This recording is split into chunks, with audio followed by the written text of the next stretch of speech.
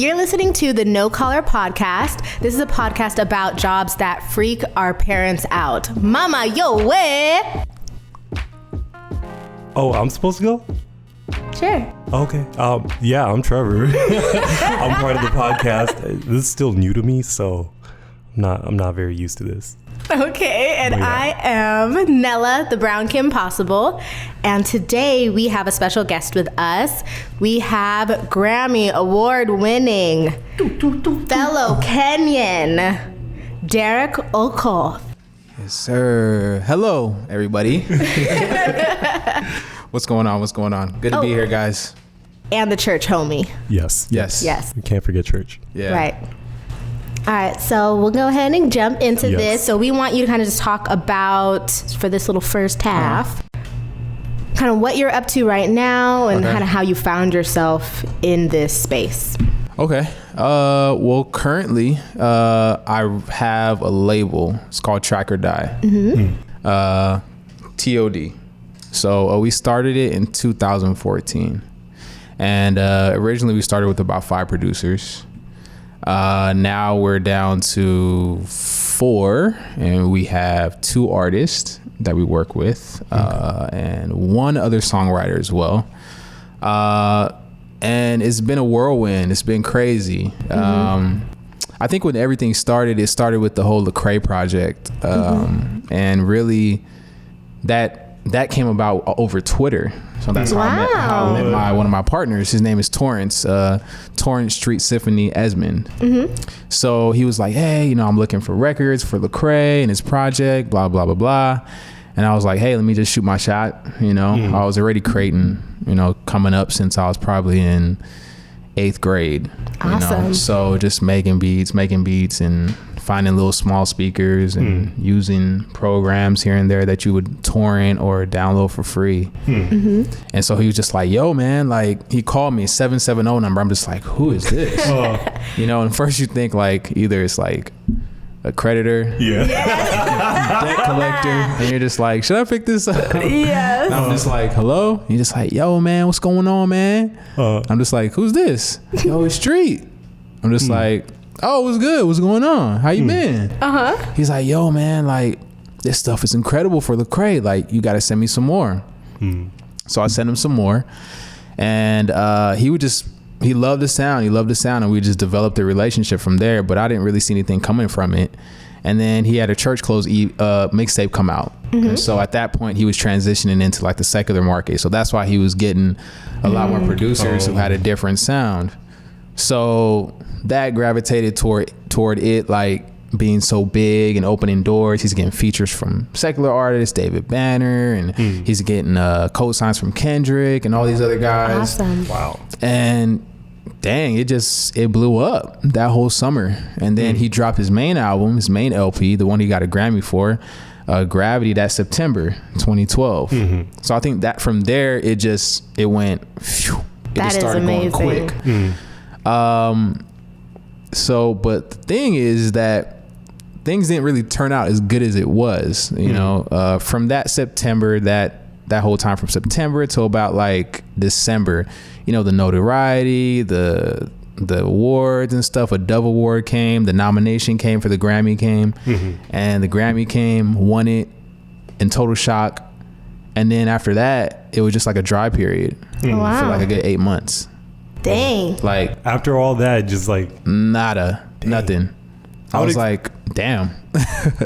Oh my gosh. I would expect to like just everything to just just uphill, like not uphill, I guess downhill. It's crazy. Like a lot of people think that, if you get something big, like if you get a placement, like, in the music industry, if you're a producer, if you're a songwriter, initially they think like, oh, you're on top now. Like you're ready to go. Like it's, you just have people at your doorstep just making things happen. But it doesn't necessarily happen like that. You still have to work and you still have to get quality. And I think there's a period of of being stagnant. You know, when you have some success, right? You're just like, oh man, I'm good right now. You know? Experienced that? Yeah, I did. I did. Once the Grammy came in, I was just like, I'm chilling. I was about to ask you. I'm like, do producers have like managers or like PR and stuff like that? That they're we have an attorney. We have management. We have a PR reps that we have a social media guy, someone who's taking care of our site. Awesome. We have people who make our shirts. So yeah, it's a full effort because we treat Track or Die like a label, but it's a production team first and foremost. You know, that's where the foundation came from.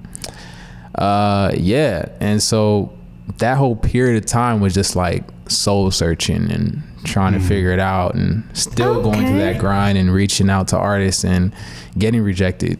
Going to events, going to songwriting events, producing events, getting rejected, going to studios and just pulling up. We call those pull-ups that we just show up, you know, and just like, hey, pull up to the studio. Okay, cool. It's midnight. Pull up. Let's go. All right, cool. Let me go over there. That's just opportunity that you're just chasing. And then it was just a grind that whole year. Then, you know, still work with Lecrae's label, Reach Records. You know, so they had projects come out. Andy Manel worked on that. Another artist called KB worked on that as well. So that went pretty good.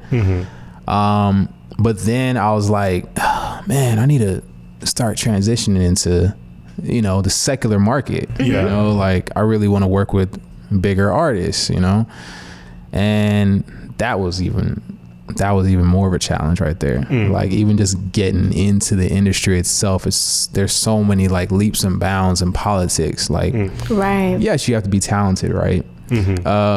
But it's like a person who's going to school, and they say like, oh yeah, like if you went to Stanford or you went to Harvard, of course you're gonna get a Fortune 500 company picking you up for a great job. Right. But the person who went to a Cal State or they went to a UC that had so much more on their resume and they made those connections and they networked, they could get in. So, you know, it's like there's two sides to it. You know, there's a different type of battle with the industry that's still similar to real life problems and the reality of it.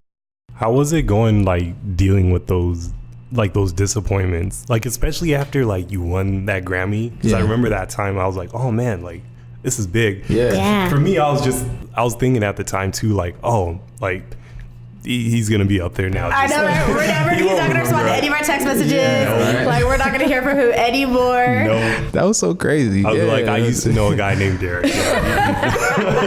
I used to know him. He's Hollywood now. Exactly. And that was actually like, that was kind of interesting too, because everybody would kind of just associate me with a certain image and what I do. And I'm just like, just treat me the same. Like I look at everybody the same way. Like I don't want to be looked at like I'm different. Like that's why when I go places, like we've all gone to places and get-togethers and functions and events, and I'm just like, I just want to be a part of it. I don't want to have the spotlight on me or anything like that. But one thing that I really learned though is just like, it's good to have those successes, but that journey is like it built up like a lot of my character because it was so tough. Right. Because if you get rejected, you get rejected. This person just like, oh, this is not good enough. This is not good enough. This doesn't sound good. This doesn't sound like this other person. This doesn't sound like the sound that's going on right now.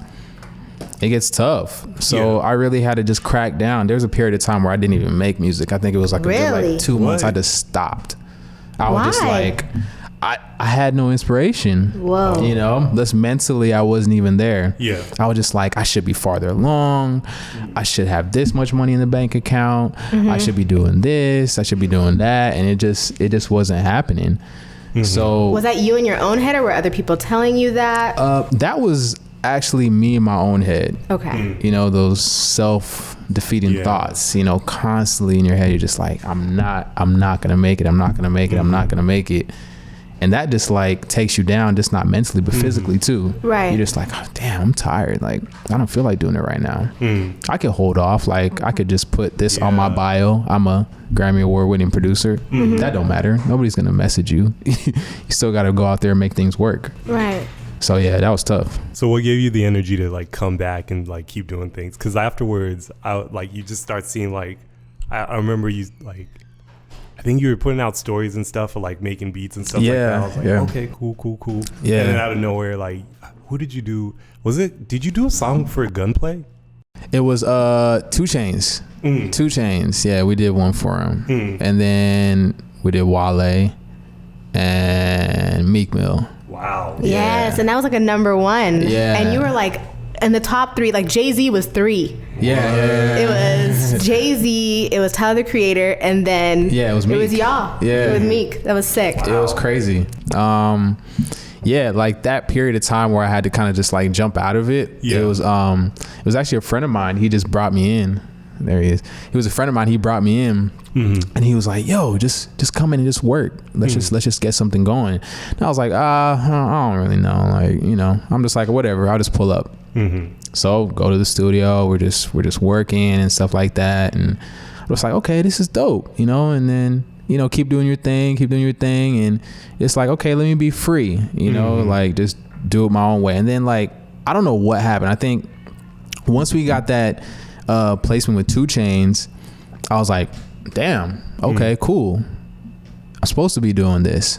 So then the motivation came back, the inspiration came back.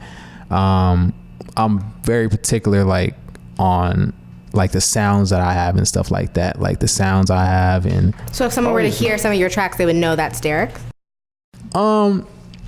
My mom knows. That's cool. That's awesome. My mom knows. She's like, yeah, you have a certain type of sound that I always recognize and stuff like that. But I try not to do that. I don't want people to know that I did that. You know, I like that element of surprise. Like, oh, you did that. I like that. Opposed to somebody being like, oh yeah, Derrick did that track.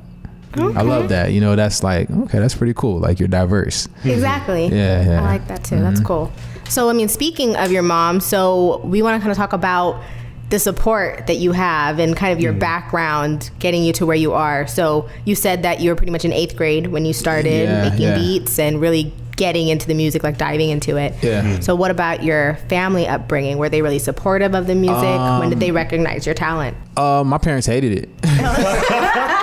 Parents hated it. You know, you guys know, Kenyan parents, African parents, they want you to go to school.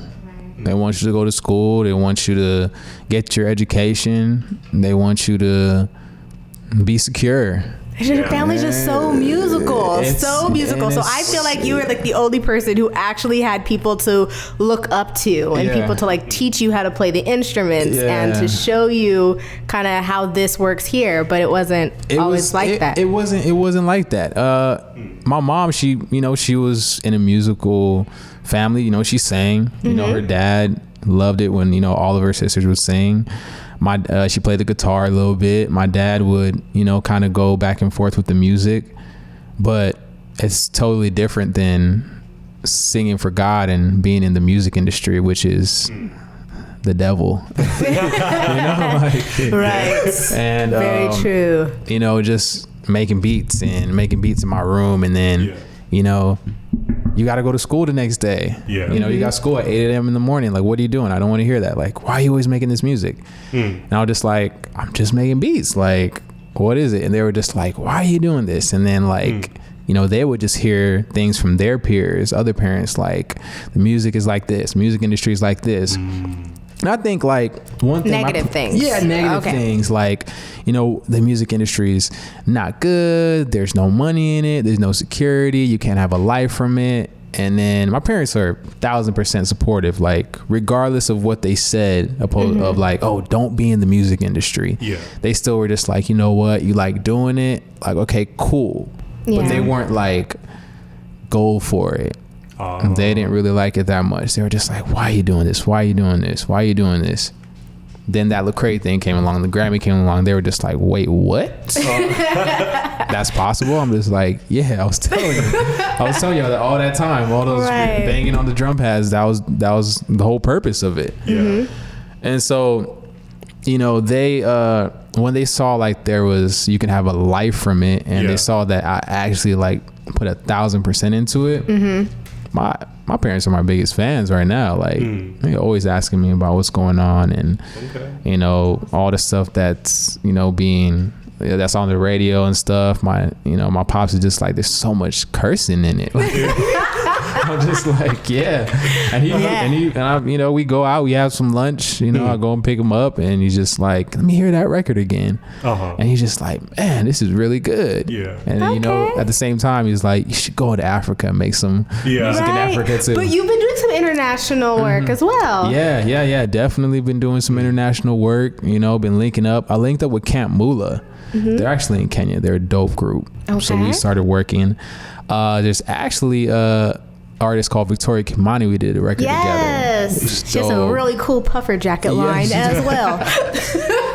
Yeah, she's dope. She's Kenyan too. Yes. I love the international market, so venturing over there, you know. Man, I think that's really cool too, because I feel like because you come from a background where you have to hustle, where you can't say no to any opportunity, and you kind of have to show your parents that you're working constantly, because if you know, you have to be the best at whatever it is that you do if you decide to do it. So I feel like because of that, it's been wonderful to see you work with international artists, see you work with Christian artists, see you work with hip hop artists, like just along every different type of facet of genre and different type of people. That's because I kind of see that you have that like grind and hustle. Like, I'm always just gonna stay working, and you have a talent that you want to share with people. Yeah, definitely. And I think also, like, it's the big thing, I like what you said about like always going after opportunity. But also what I've also learned is just that you have to put value on your work, you know, because there's some people that, you know, they'll look at what you do and they'll be like, well, let me see if I can get it. I've known you, so let me see if I could get something, you know. And you know, you got to be wary of kind of like the opportunists that come in the way. And so I always put value in my work. So if I see an artist that I want to work with, like, I'll reach out to them and I'll be like, hey, I love your sound, blah, blah, blah. But if somebody reaches out to me, I always look at, okay, what are you bringing to the table? How long did it take you to notice that? Like, had you been burned a few times and it took you a while to like grow that muscle? I was really young, like no idea about contracts and publishing and copyright and you know, making sure that your stuff is good, like you have it legally, you know, right. That's when it was crazy. It's funny, when I was in college, my first year, I linked up with an artist called C Nice. And so we met this radio personality named Diana Weeby on 99.1. So she had a show, and we did the intro music for her. So it was crazy because we did the intro, and we were just like, we're on the radio. We got the intro music. She had like a primetime hour, 99.1, 3 p.m. That's right at, you know, you're getting out of class, right? You're driving on the freeway, you're going back home. It's dope, right? We didn't get a dime for it. At all. It was on the radio for 2 years. Wow. Crazy, huh? You can't sue her or anything? It's not her fault because she was vouching for it, but the company wouldn't pay for it. And you know what? You need to have a contract. So if you don't have a contract, you're kind of out the loop. So from there, I was just like, damn, I got burned really bad. That was really bad. Like, seriously. And like, social media, I'm assuming, wasn't like hella big back then, so you couldn't have been like, that's me. It was literally MySpace. Like, before, that's all that was available at the time. I'm just like, damn, it's just MySpace, and Twitter wasn't really around. Obviously, no Instagram, all these other ones. I'm just like, damn. That's crazy. I got burned really bad. So then from there, I was just like so careful of even working with people. I kind of like shut a lot of stuff down that I should have kind of jumped on. Oh, really? Yeah. Like too weary, scared and stuff. I was just like, nah, I can't send my beats out to you because they might steal my beats and stuff like that. And I always wondered how that worked because I know you have to send like a sample. So I'm like, you don't send the whole thing, but at the same time, I'm like, yo, people could still replicate this. How does this work? Usually how it works is that, you know, you make something on your computer, even if it's a document or whatever, it's already copywritten. Like, you already have it, a date, timestamp, it's all good. Like, you don't have to worry about that. So like, cause I constantly send stuff out to like songwriters, or if I'm working with them in the studio, like sending a song to them. But then we have like storage services, Dropbox. What's another one called? WeTransfer. Yeah, WeTransfer, the box, and all those type of stuff. Like we usually work like that. Okay. So sending like big files, project files, Pro Tool files. Yeah, but nobody's gonna steal anything from you. Like it's impossible to steal music from somebody. Yeah, unless you digital timestamps. It's like harder to like. Yeah, it's impossible to steal something from somebody. Like, and if I hear it on the radio, like, great. Just hit my lawyer. Just like, hey, like they have the record, but let's just get the publishing, get the percentages split, and let's go. Okay. You know, like got a hit. Okay. Awesome. Yeah. And I feel like also because of that experience, I mean, just seeing kind of like your business savvy nowadays, because of what happened, like the fact that you have this partnership with TOD, the fact that you have Day One Audio, like where do you believe, from your perspective, that thought that you needed to have not only like your headphones on, but you need to have like a tie, like you needed to be not only making the music, but the businessman behind it? Oh, I'm a brand, you know, I believe in that. I'm a brand. So, you know, I have to know that my music is going to go forever. I know that for sure, but people are going to see this face. You know, they're going to be like, who are you? And 90% of the time in a studio session when I'm working with an artist, it's a relationship. Like I have to be able to relate to you. I have to be able to have some type of communication. If we can't relate, then obviously the creative side won't work. But the business savvy is like, you gotta have your smarts, you know? Like, I mean, you look at many of these entrepreneurs in the music industry that diversify themselves, P. Diddy and, you know, Jay-Z and all these guys. Like, yeah, music is like the foundation that they started with, but you know, hey, let's build different, you know, outlets and different streams to really make it happen. So I always have that hat on. Like, what can I do? How can I make that into something? How can I leverage, you know, this opportunity so it could work with this, you know? Yeah. So when it comes to leveraging, and you know, our parents want us to go to school. So you did go to school. Yeah. And how are you leveraging school with your current situation? I took a lot of, it's crazy because school is a good thing. I would say that it's a really good thing. I respect anybody that goes to school. What's been your biggest obstacle other than like school and your parents? What's something that made you feel like, hey, this can be my life, like I can do this forever? Man, the opportunities that came in, like it was actually, it's funny, like I think it was like 2 years ago, I was like, I think I really should be doing this. And I think the biggest thing was just seeing like just the progression, you know, like how it just, everything just kind of built up to a certain level. I think the rejection let me know that what I'm doing now, I'm like, I know I can do this forever, you know, and skill and everything, like it's starting to become a lot more easier, like a lot more second nature, you know, with the creation, with the writing and all that kind of stuff. And man, that was it. I was like, I'm set. And it's something I love to do, like regardless of money and all that kind of stuff. Like I love doing it. Like I wake up, I'm just like, I love doing this. Yeah. That is so cool. And I think going back to just the different types of obstacles that you had and the fact that your parents weren't always so supportive of it. Because I feel like whenever you're in a situation where your parents don't support what you're doing, if you're having a bad day or a bad 2 months, you can't let them know that. Like you can't show it, because then the one moment that you're down on yourself, you don't believe in yourself, it's a lot easier for people to pick at you. And then you realize that this isn't for me. But the fact that you were able to pick yourself up and you're like, if I can handle my parents, the people who love me and who are the most concerned about my livelihood, that this is for me, then nobody can tell me that this isn't.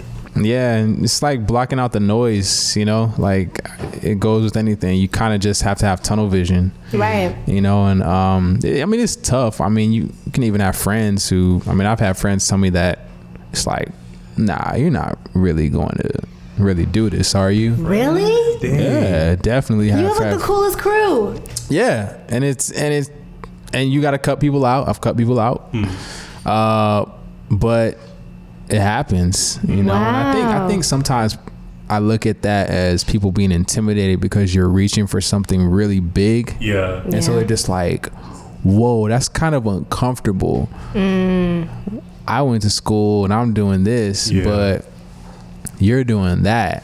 And then the success comes, and then it's like, oh, damn, you know, I'm just like, I mean, what'd you expect? You know, like you go for it, you know? I respect what you do, you know, you achieve something. Like, I don't look at what I do and I'm just like, oh yeah, I'm so much bigger than you.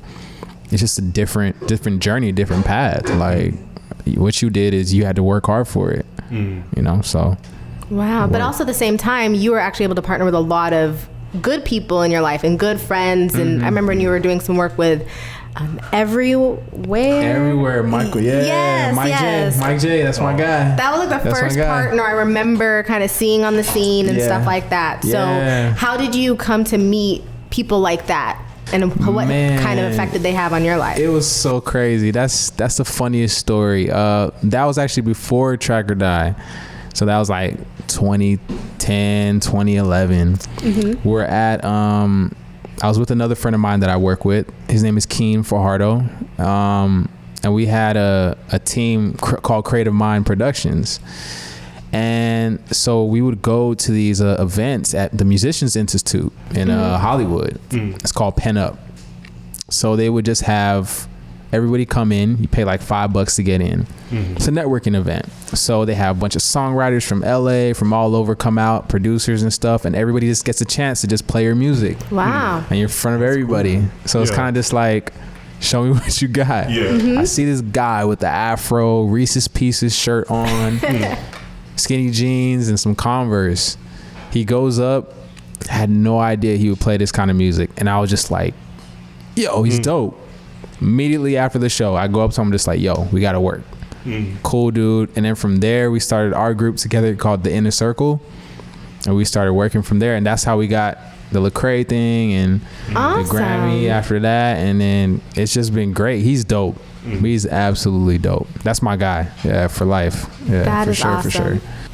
I think just not being scared to kind of make magic happen. Like the fact that you just saw him perform, you're like, okay, let's make something. Yeah. I mean, it goes with, you know, with everything too. I mean, you know, you gotta, I just look at talent. Like, if you're dope, you're dope. You know, let's work. You know, I don't care about like, oh, do you have a deal? Do you have a publishing deal? What kind of placements have you got?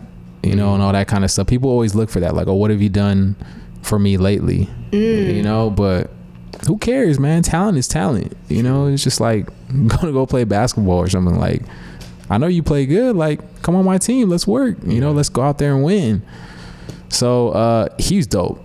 He's amazing. He's been working on a project called the Shannon Project. It's actually dedicated to his wife.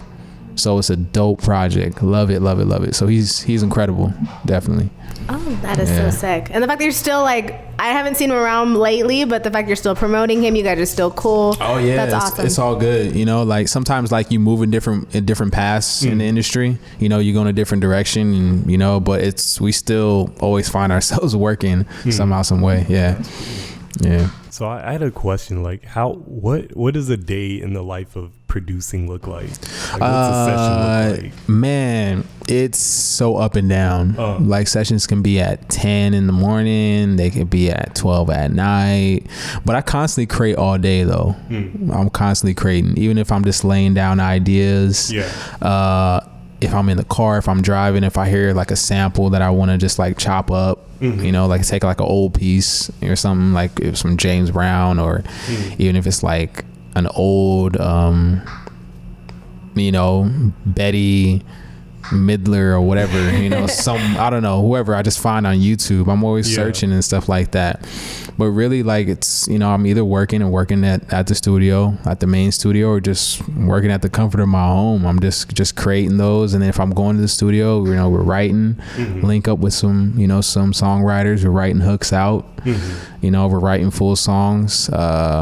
I'll also like mix too, like engineer a little bit. Not the greatest, but you know, I could fake it. You know? I don't particularly like doing it that much. You know, I leave it to the guys who do it. You know, they're the ones that do it really good. But you know, typically that's how it is, man. Just creating and constantly. And then if I'm meeting with people too, you know, like I'm, you know, just meeting and linking up and making things happen. Sometimes we have meetings at the labels. Like I think it was a couple weeks ago with Priority Records. You know, they kind of called us out, had a few meetings at Atlantic. We're really close with them. So they have us come out. We chop it up with some of their A&Rs, you know, their project managers, their VPs and stuff like that. So it's fun, you know. Sometimes it's boring, but, you know, it's fun, though. But it's work. Good. You know, you got to go get it. You got to hustle. Yeah. Definitely. Yeah. And then because you also come from I'm gonna say, like, it's a big family, and of course, you know, having, you know, the culture and the community is so important to you. How do you balance, or like, do they understand that you need to be out here in these streets, like, getting it? Oh, absolutely. Yeah, definitely. Early on, no. I mean, it was just like, why are you doing this? You know, but yeah, absolutely. Yeah, they definitely know it. I mean, they just say, you know, keep your integrity. You know, stay true to yourself. My mom is always big on character, and being authentic, you know, and she always tells me, dare to be different, you know, keep yourself, you know, up to, you know, keep yourself classy, you know, keep yourself professional, you know, and have fun. You know, she's always telling me that, but, you know, you figure it out on the fly, you know, and I definitely have, you know, figured it out on the fly, but and parents are trying to figure it out as well. That's kind of cool too, because they're just like, I've never parented someone at this age before, because you're the oldest. You're the oldest as well. We're all the oldest. Yeah, see, you guys all know. You know, we're the ones that get forgotten. You know, it's kind of like we get brushed aside. We're guinea pigs. We're the test. Yeah, they test us. They test us with everything. They're hard on us, and then like the other two or the other like, three, they're like, I'm gonna ease up on them. You know? So you think that you kind of like forged a way for your younger siblings, so they can feel a little bit more comfortable going after their dreams? Yeah. I forged a way. But the thing is crazy because with them, they're taking, you know, they're going to school and, you know, they're doing their thing. But at the same time, it's like, you know, my parents are a lot more open, you know, to what they like. You know, I mean, my parents are educated. They have their degrees and everything, and they're big on security. Right. Financially, obviously, that's a big thing. But, you know, they're more open to it, you know. That's a good thing. So definitely. Thank God. I just wish they were that open a couple years in the beginning, several years back, but it feels good, right? Yeah. But at the same time, that might have not made you who you are right now. If they were just like, go do it, you might have, I don't know. Yeah, I had to have a little bit of stubbornness. Yeah. You know? You have to have that, you know. It builds up those calluses. Yeah, it does. Right, exactly. Oh, yes, I have a question. I'm raising my hand. Oh, my gosh. Okay. Yes, So, teacher, I wanted to ask you, so, you know, like infamous transition that people do. Ooh. So, do you see yourself not only being a producer, but one day a recording artist? I was a long time ago. Oh. I did record a lot of music. Like, I was recording my first year in college, my first semester, which I failed terribly. I was on academic probation. Oh man, I know that life. I was skipping classes and going and working with a friend of mine, Wes. I don't know if you guys remember Wes. He used to, but he was a friend of mine. Now there's a Wes from How to Get Away with Murder, so we kind of like, I feel bad for all the Wes's of the world now. Yeah, we would always work Wes, me and my boy Wes, Sam, Big Sam. Yes, Sam. Yeah, I would just skip classes and we would go record all night. Literally. And I would just be skipping my bio classes, my history classes, and all this kind of stuff. And I would just be recording, rapping, and writing. And actually, the summer right before my first year, I went to Kenya, and I would just have my notebook. I was so into it, you know, just writing. And then I just was like, nah, it's not for me. Yeah, I write hooks and stuff like that, but I'm not going to be an artist. But yeah. I just love creating. I love behind the scenes thing. Okay. No Kanye stuff. So maybe one day. Maybe you just don't know right now. Yeah, maybe you never know. Or you could be like Sia or like her or like those like Dead Mouse or whatever, and you just cover your face so you feel like you don't have to be, you know, everyone in your face. A lot of autotune though, you know. But you know, music's all about hooks right now, so you can just probably make it right now. Yeah, probably make it right now. Yeah, never know. Last question. Can you let us in? What big hits coming out? What's happening? Oh man, dang. But recently we had Nipsey Hussle, Hustle and Motivate, off his album called The Victory Lap. That was huge. That was big. Sampled Jay-Z Hard Knock Life. So we redid that. And coming up, we have so much dope stuff coming out. It's dope. We have Young Jeezy, his last album, Thug Motivation 104. So we're doing something on there. Wow. 2 Chainz, got a few records with him coming out. Meek Mill, we're just working with him about 2 weeks ago. So we got a few records coming out with him. And a couple artists at Atlantic too. Bree Stevens. Yeah, she's got a project coming out too. Overseas artists as well. This new group called the Chrome Cats. They're super dope. They're from Indiana, and they are amazing. They're actually Kenyan. So it's a guy and a girl. Super dope. Oh, okay. So their Instagram is Chrome Cats. Check them out. Yeah. Let me check that out. I want to ask you what kind of music, but I want to be surprised. It's like literally think like Kendrick and SZA getting together. What? And making music like that. They're dope. Oh, but I was listening to Kendrick and SZA on the way over here. Yeah, super dope. Super dope. Like a good like fusion, like hip hop, pop, R&B. Really dope.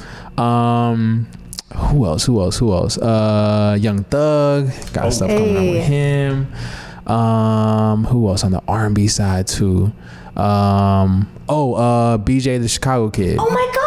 Yeah. It's a lot of stuff. When do you get time to work on all this? Man, it's you don't sleep. You don't sleep. But it's funny though, because the funny story with the Hustle and Motivate, I did that track 4 years ago. Wow. Yeah, I made it. It just came out this year. Yeah. So. That's crazy.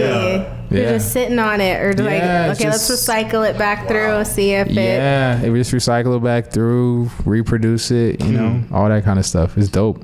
That's like the most cool part about being an artist, like watching you guys do what you guys do, being able to take something that you guys worked on years ago. Yeah, that happens a lot. Like a lot of records that you hear, like probably like 2-3 years old, you know. Yeah, definitely. And it's just like reinvented, you know. Yeah, because I mean, if you haven't heard it yet, it's new to the world. That's true. Where you know, you know, producers and artists and songwriters are so stubborn. They're just like, this is old to me, and I'm always just like, well, nobody's heard it yet, so let's just run it. You know, probably just update the production sonically so it sounds a little bit more modern. But hey, like if it sounds good, I'm all for it. Like, let's go. Right. Yeah. Oh yeah, because artists get like hundreds and hundreds of songs submitted to them. Their albums, they record probably a good 100 songs, 200 songs. What? Wow. Yeah. Dang. Yeah, it's a lot. I thought like maybe like they cut it from like 30 down to like 16 and then maybe come out with like a 12 song album. They record so many rappers, especially like I see a lot of them, they go into the studio. Yo Gotti's another one too. Like he'll pull up something, and if it's dope, he'll be like, okay, put me in the booth. So he's writing to it, or he'll just go off of the head. Yeah. He's good. He puts it to the side. Like 2 Chainz, he was telling me, he's just like, I got like 3 hard drives full of just songs, you know, and it could work for somebody else. Like you could send it to somebody else, or if it has a hook on it, or you might just take like a verse from there and put it on a feature for somebody else and something like that, you know, like you never know how it's gonna work. Yeah, it's cool. It's like a puzzle almost. Yeah, it's like a puzzle. Kind of. Yeah. All right. So I know that was the last question, but I'm thinking, because we do have, for people who come from like an immigrant kind of history or a background, what would you advise people who, if you're coming up, it could be music, it doesn't have to be music, but for specifically because you've gotten so much success in music. Right. And when we go to church, that's pretty much the only time that music is really celebrated. Right. And maybe somebody from Kenya has come to sell their CD at the church or something like that. That is the only music hustle that we see. But what is your advice for young people coming up trying to get in the game and really go after their dreams? You have to be relentless. You have to go hard. Like, you can't have excuses. I think you got to believe in your sound, because nobody else is going to believe in it unless you do. And you have to work on your craft. And what I mean by that is you have to constantly develop it. You have to constantly reach out. You have to constantly take risks. You have to take a leap of faith. You can't just tiptoe into this industry. It's so cutthroat. It will kill you, honestly. Like, you will lose your mind if you do not go 1,000% into it. And another thing too is just learn how to just relate to people. Like, be creative, find new things, find new sounds. If you're a producer, if you're a songwriter, you have to have that just willingness, and do it for the love. If you do it for the money, you're going to be done in a couple years. You're going to get a deal, you're going to be good, and then you're going to be stuck. Go for it. And even in anything else that you do, you just have to be relentless all the time. It has to be 1,000% effort. It can't just be whatever to you. You have to go hard.